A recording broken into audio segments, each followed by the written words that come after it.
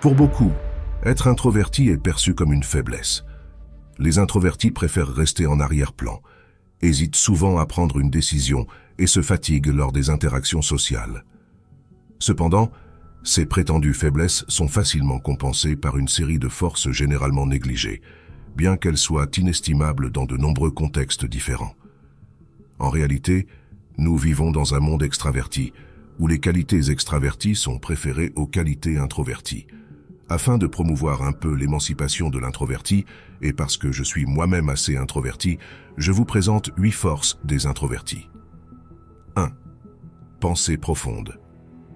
Les introvertis passent souvent une bonne partie de leur temps en solitaire, pendant laquelle ils réfléchissent profondément à la vie. La surpensée comporte des dangers, mais la pensée en général peut aussi être une grande source de force. Le cerveau d'un introverti fonctionne différemment de celui d'un extraverti, ce qui amène l'introverti à traiter l'information de manière plus approfondie. Un aspect fort de la pensée est la capacité de réfléchir à la vie et d'explorer différents scénarios futurs. Bien que cela puisse conduire à des inquiétudes et des pensées obsessionnelles, c'est une occasion de créer une vie qui leur est adaptée et de développer des stratégies pour y parvenir. Les introvertis ne sont pas seulement des penseurs profonds, ils sont souvent aussi de grands écrivains. La pratique de la tenue d'un journal est un outil puissant pour réfléchir au passé et lui donner un sens, afin de concevoir un avenir meilleur. 2. Productivité en solitaire.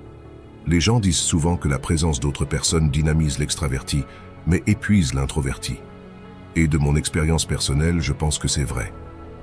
Après une période de socialisation, nous avons besoin de moments de solitude pour récupérer et restaurer notre énergie. Notre niveau d'énergie est au maximum, ce qui se traduit par une plus grande productivité. Lorsque vous êtes le plus productif en étant seul, vous avez l'opportunité de poursuivre de grandes réalisations créatives. Cela pourrait être quelque chose d'artistique, ou peut-être créer une application, ou écrire un livre. Ces choses ne se font pas lors de réunions ni lors de rencontres sociales. Elles sont réalisées par un travail sérieux et discipliné, effectué en solitaire. Nikola Tesla est un exemple de ce que des choses extraordinaires peuvent être accomplies lorsqu'on travaille seul. 3. Créativité dans l'expression de soi. Un mécanisme d'adaptation consiste à ne pas vouloir être au centre de l'attention, essentiellement en trouvant des moyens de s'exprimer malgré tout. C'est pourquoi de nombreux introvertis excellent dans les arts. Quand j'étais enfant, j'avais l'habitude de m'exprimer en dessinant. Aujourd'hui, j'exprime souvent mes sentiments avec des mèmes ou des vidéos stupides faites maison pour montrer mon appréciation envers mes amis. Et les vidéos sur cette chaîne, le montage, le choix de la musique, sont une manière beaucoup plus naturelle pour moi de m'exprimer que de faire un discours. Ainsi, la créativité d'un introverti naît en partie de l'évitement des petites conversations et de la présence constante d'autres personnes. 4. Observation. Les introvertis sont d'excellents observateurs, tandis que les personnes extraverties sont occupées à se crier les unes sur les autres. Un introverti reste en arrière-plan et observe simplement. Il ou elle enregistre attentivement ce qui est dit et ne parle que lorsqu'il y a quelque chose d'utile à dire. Le légendaire maître taoïste Lao Tse a dit, et je cite, « Celui qui sait ne parle pas. Celui qui parle ne sait pas.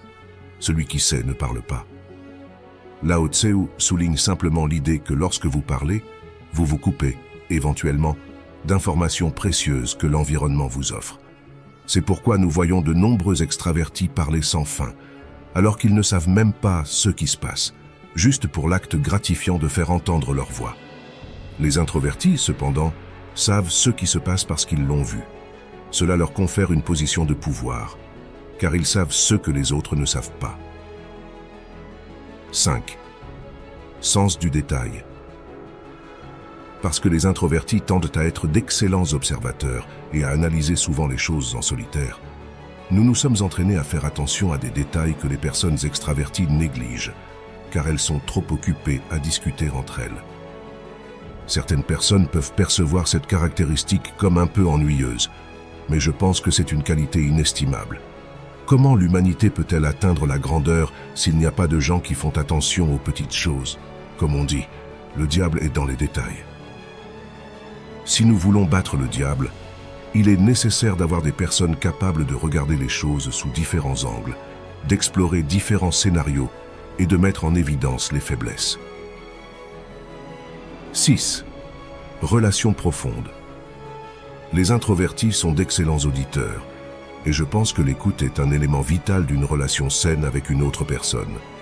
Parce qu'ils sont de bons auditeurs, ils traitent et internalisent beaucoup d'informations sur l'autre personne, ce qui leur donne une compréhension plus profonde d'elle. Ainsi, les introvertis peuvent se mettre plus facilement à la place des autres, comprenant ce qu'ils vivent, grâce à leur capacité à réfléchir profondément et à imaginer la souffrance d'autrui. La manière dont les introvertis traitent leurs proches conduit souvent à des liens profonds et durables. 7. Autonomie et indépendance. Je pense que les personnes extrêmement introverties qui apprécient la solitude ont moins de chances d'être en situation de codépendance. Selon les stoïciens, ne pas avoir besoin de choses externes pour mener une vie heureuse est une force. Parce qu'à la fin de la journée, les actions des autres échappent à notre contrôle. Dans notre société, nous sommes toujours dépendants, d'une manière ou d'une autre, des autres. Cependant, le fait même que vous trouviez la satisfaction en étant seul confère un pouvoir. Cela prévient d'éventuels abus de la part de ceux qui exploitent le besoin de compagnie que beaucoup de gens ressentent. Bien que la compagnie puisse être un enrichissement pour votre vie, le fait de ne pas en dépendre vous affranchit de l'esclavage potentiellement associé. 8. Leadership. Bien que j'appréhende la prise de parole en public et que je n'aimais pas parler en réunion lorsque je travaillais, quand je prenais la parole, les gens m'écoutaient. Il m'a fallu un certain effort pour attirer l'attention de tous ces collègues extravertis qui criaient. Mais une fois que je l'avais, tout le monde se taisait. En partie grâce à ma voix profonde, mais aussi parce que j'avais pris quelques minutes pour réfléchir à ce que j'allais dire. De plus, auparavant, j'avais probablement écouté attentivement ce que les autres avaient à partager. Vous écoutez, vous vous préparez, vous connaissez votre sujet, et vous observez très bien ce qui se passe. J'ai eu l'occasion de diriger plusieurs réunions tout au long de ma carrière, et je n'aimais pas du tout cela. Cependant, les participants ont toujours apprécié ces réunions en raison de la structure que j'y apportais. Ironiquement, je devais assumer ce rôle pour préserver ma santé mentale. Malgré cela, je suis heureux que les personnes extraverties apprécient d'être dirigées par un introverti qui apporte un peu d'ordre à leur maelstrom souvent chaotique et incohérent. En conclusion, être introverti n'est pas une faiblesse, mais plutôt une source de force souvent sous-estimée. La capacité des introvertis à penser profondément, à être productifs en solitaire, à exprimer leur créativité, à observer attentivement, à avoir un sens du détail, à établir des relations profondes, à être autonomes et indépendants, ainsi qu'à exercer un leadership réfléchi, représente un ensemble de compétences précieuses. Ces qualités, bien que parfois mal comprises dans un monde axé sur l'extraversion, contribuent à créer une richesse unique. En reconnaissant et en valorisant ces forces introverties, nous pouvons favoriser une compréhension plus profonde et une appréciation des différentes façons d'être et de contribuer à notre société. Merci d'avoir pris le temps de regarder cette vidéo.